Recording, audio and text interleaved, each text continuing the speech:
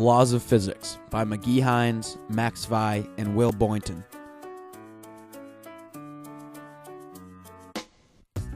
The first law of physics involves the range equation. We use this equation to calculate how far an object is going to go.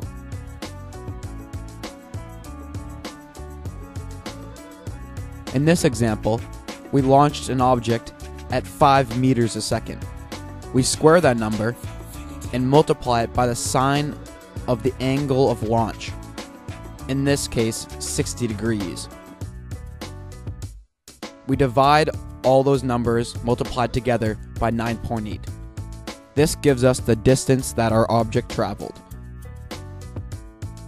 In total, it's 5 squared times sine of 60 degrees over 9.8. This gives us 2.2 meters.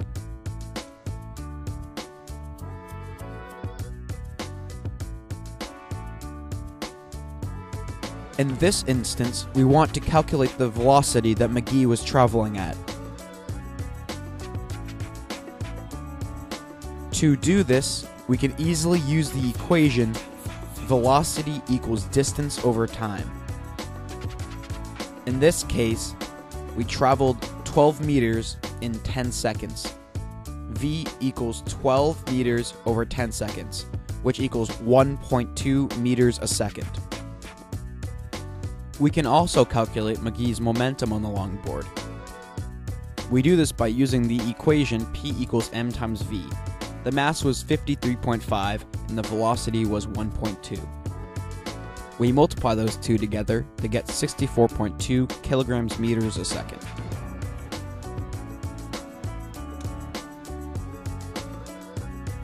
The next law of physics we will now use is Newton's law. We use this law to calculate the initial force needed to move an object and then the force needed to keep the object in motion. From this graph, we can see that it takes more energy to start an object to move than to keep it in motion. In our next example, we will use vectors to calculate in which direction I was pushed in and at what speed I traveled at.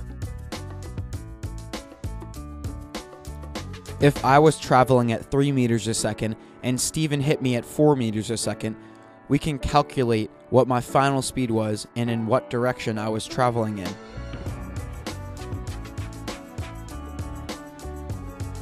By drawing this vector graph, we can see that I was traveling north and Steven Preston was traveling east.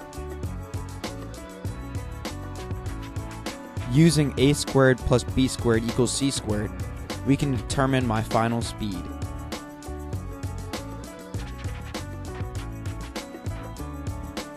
Three squared equals 9, and 4 squared equals 16. 9 plus 16 equals 25. So we have to find the square root of 25, which is 5, and that gives us my final speed. This speed was in the northeast direction. In this example, Max Vi decides to drop his shoe off the bleachers. Without actually measuring how high the bleachers are, we can easily calculate the distance from where Max is to the ground. D equals 1/2 a times t squared, or distance equals 1/2 acceleration times time squared. Since it took 1.3 seconds for the shoe to hit the ground, we square 1.3.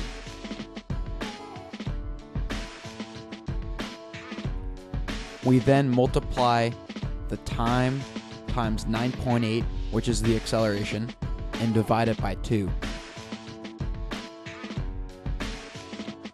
This gives us a final distance of 8.28 meters. So the next thing we're going to talk about is roller coasters. In a roller coaster, you need to know exactly how much kinetic energy you're going to get on the way down so that you know you can get all the way back up. This can be easily calculated by using the equation Ke equals 1/2 m times v squared, or kinetic energy equals 1/2 mass times velocity squared. Because this roller coaster is moving 35 meters a second and weighs approximately 3,500 kilograms, we can calculate how much kinetic energy it has by using the equation Ke equals 1/2 m times v squared. We get a final answer of 2,143,750 joules.